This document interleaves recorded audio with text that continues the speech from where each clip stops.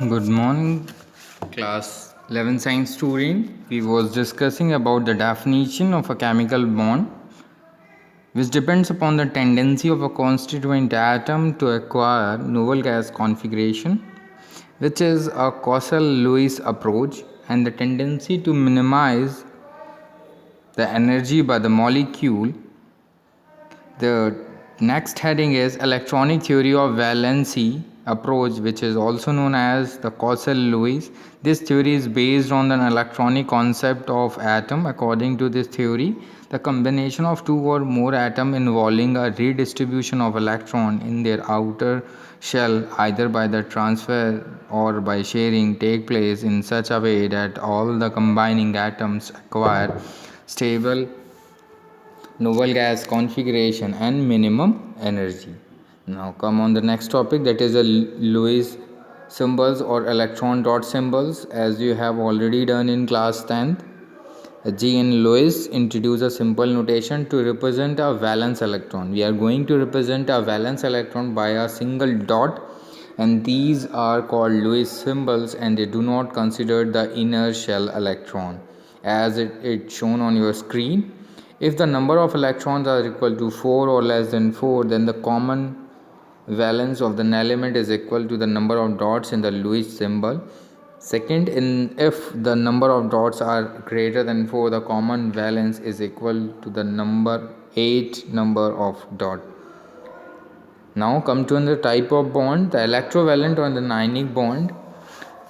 The definition of electrovalent or an ionic bond is the chemical bond formed between the two or more atoms by the transfer of electrons from one atom to another is called an electrovalent or an ionic or a covalent polar ionic or a polar bond, and the compound formed by this bond is known as or called as the ionic or electrovalent compounds.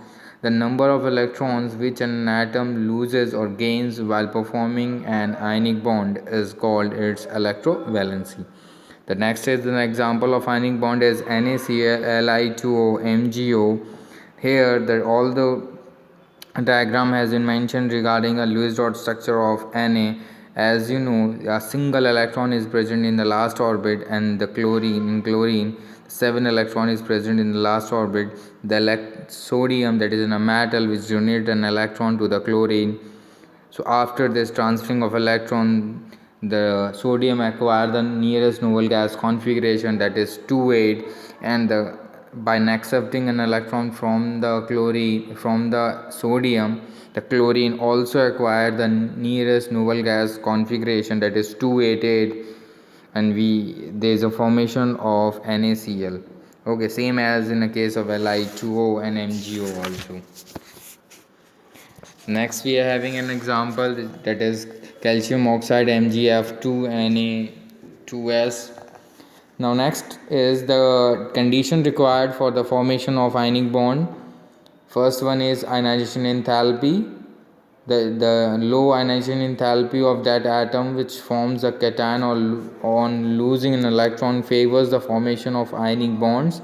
The element should be a metal that is electropositive in nature. Means the metal should have low IP value.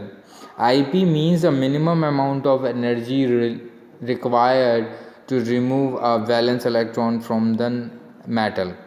Okay, so that then IP, that is ionization enthalpy, or you can also call it as ionization potential, should be low of a metal. The second is the electron affinity or electron gain enthalpy. The electron affinity of the atom forming ion should be high. The element should be non-metal, means the electron affinity of the non-metal should be high. Note, first one is the formation of ionic compound is favored by the large size of a metal atom or the ions, since an increase in size is associated with decrease in ionization energy. The small size and the low charge on the anion will favor the ionic compound because these factors increase the electron gain enthalpy. Okay, now third one is lattice energy. The lattice energy is equal to the energy released when gaseous cations and anions combines to form 1 mole of ionic compound. The high lattice enthalpy or energy favors the formation of ionic compounds. The value of lattice energy depends upon two factors.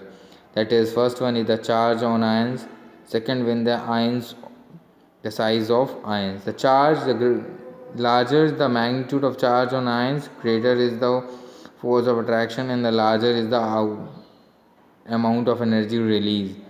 The next is, the smaller the size of ions, the higher is the value of lattice energy. In short, it may be concluded that the ionic compound is formed easily if a lattice energy plus electron affinity is greater than ionization enthalpy. Greater the electronegativity difference, that is greater than 1.9 between two atoms, higher will be the possibility of ionic compound form. No bond is 100% ionic, it has some percent of covalent character also. The fifth one is, the highly electropositive elements of group 1 and group 2 combines with the highly electronegative elements of group number 16 and 17 combines to form a electrovalent or anionic compounds. They are that halides, oxides, sulfide, nitride, nitrates and hydrides of alkali and alkaline earth metals are generally ionic. The next topic is a variable electrovalency. The higher the p block elements with a high atomic number, the transition and the inner transition element shows more than the one electrovalency in the ionic compounds. This is called variable valency. In the next video, we will discuss a reason for variable electrovalency. Thank you.